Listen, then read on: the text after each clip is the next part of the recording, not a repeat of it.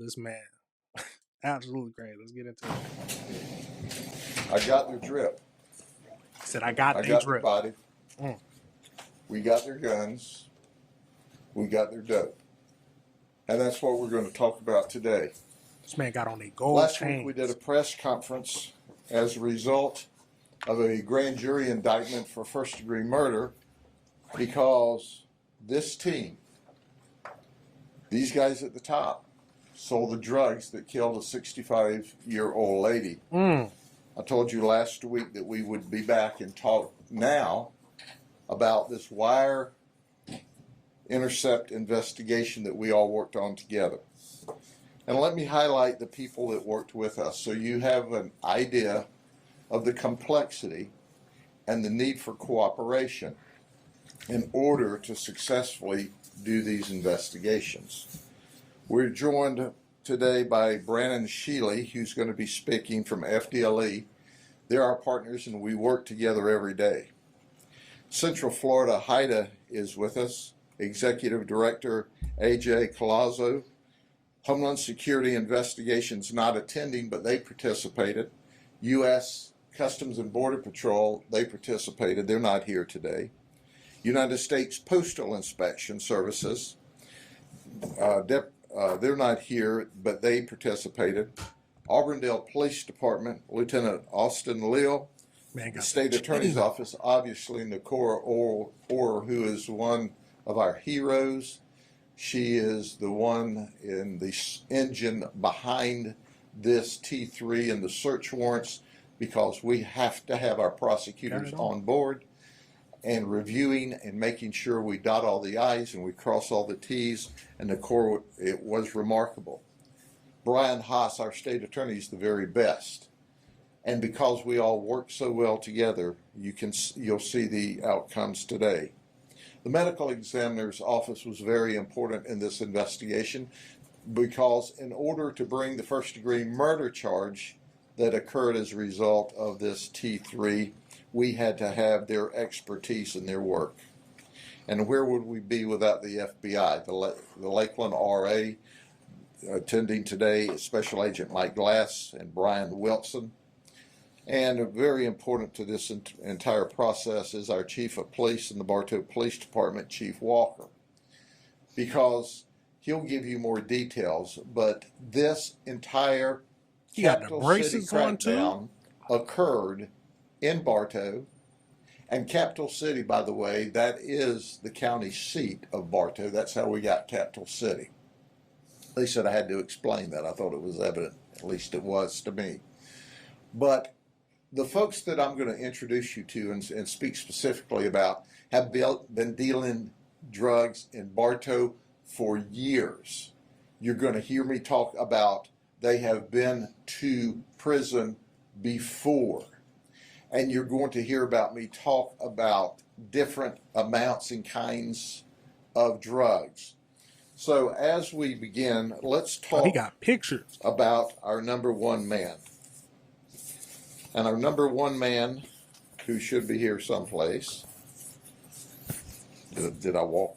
I think I left him right here because he was our number one man, is Nathaniel Donald. He's known as Nate. This man is the kingpin of Bartow, of the drug sales that occur. He's the tip of the spear or the head of the snake.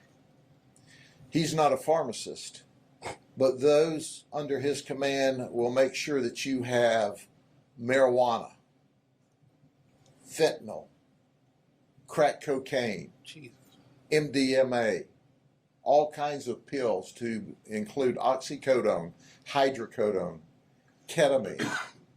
We did 6 wire intercepts and 9 search warrants, 8 of the search warrants in Bartow back in November of last year.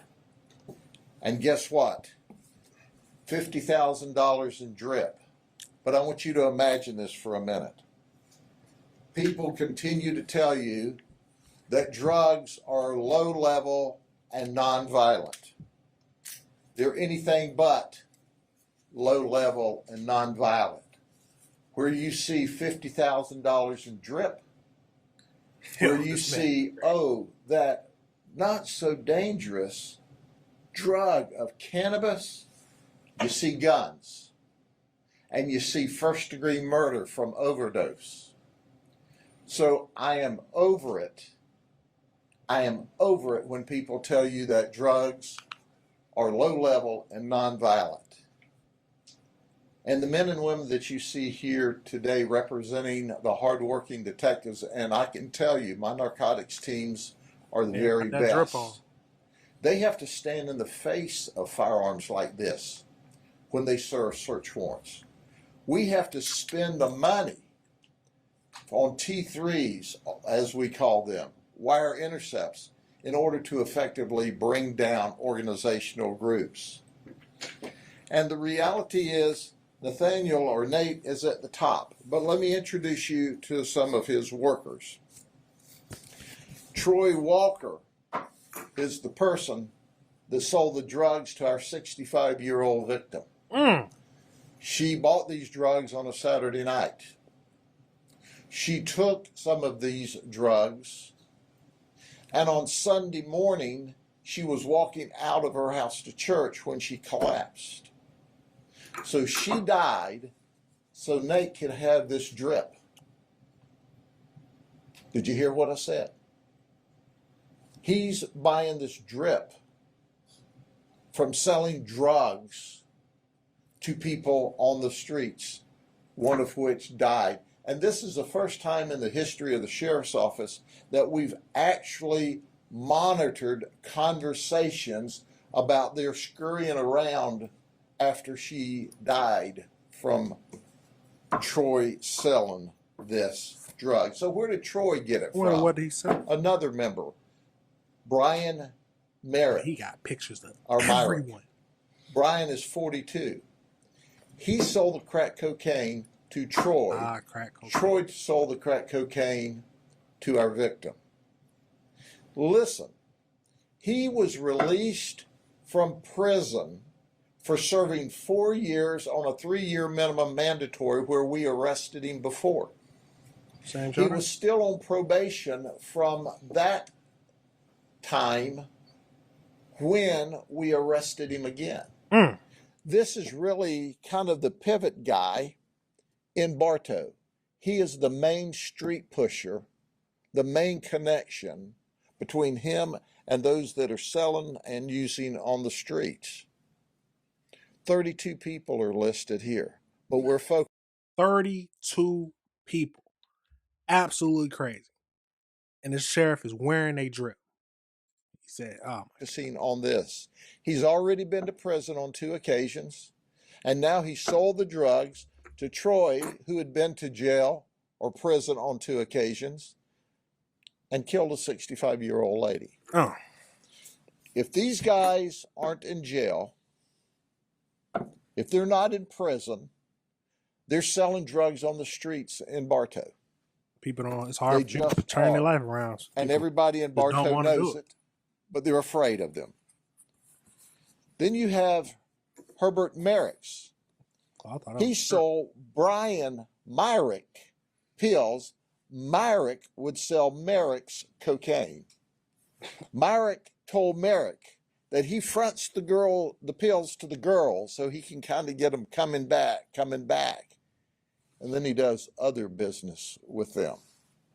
Oh, yeah. He's currently out y'all. on bond. Oh, just a thought. He's been in prison too previously. And then there's Isaiah Donnell. He's Nate's brother. We arrested him in February of 2024 for trafficking in cocaine, and he was out on bond. And guess what happened in October Sounds like they don't need of bond. 2024? He comes back up on our T3, still dealing dope, while he's on bond for trafficking from 6 months earlier. The theme I'm getting here is that these people don't need to have bond. It sounds like that.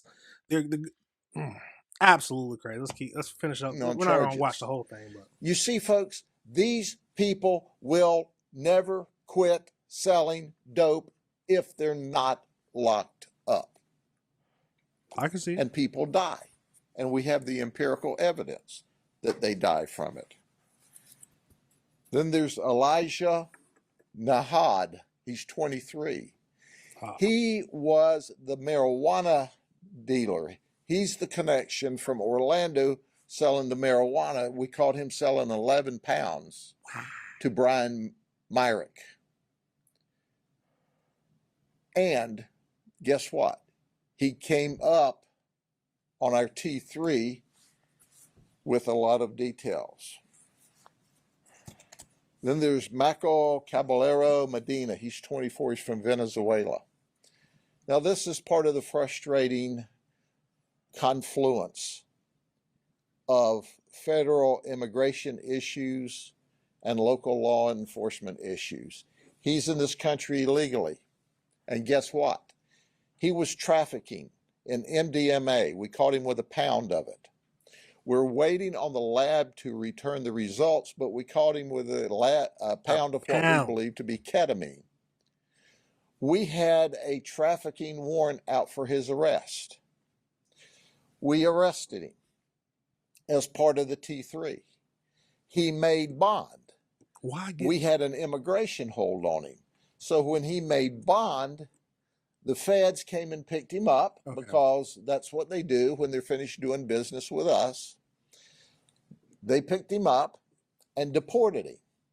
He still hasn't answered for the trafficking in our jurisdiction, but he's now in Venezuela. So what we've done is we've issued a capias for his arrest. If he ever comes back into the United States, we will, at that point in time, take him into custody, and then we'll be able to no bond him and hold him until he answers for his part of this organized narcotics ring. What's this bond? I don't understand giving them bond. I want to turn the podium over now to Chief Walker.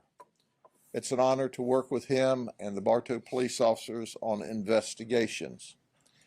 Absolutely crazy. That's probably where we're going to end it for this one. But as y'all see, man, these drug dealers out here buying drip, and then they end up with when they get caught, the sheriff ends up wearing it. Like, he's just trying to make a point, but he got it on, though. I said that. He got it on. It matches good with his outfit. And it makes it, dang show makes a point. Dang show, I don't know why I didn't say it. But absolutely crazy, y'all. Let me know your thoughts, but that is wild. That is wild. He said, yeah, I got they drip. I got it. He's funny, y'all.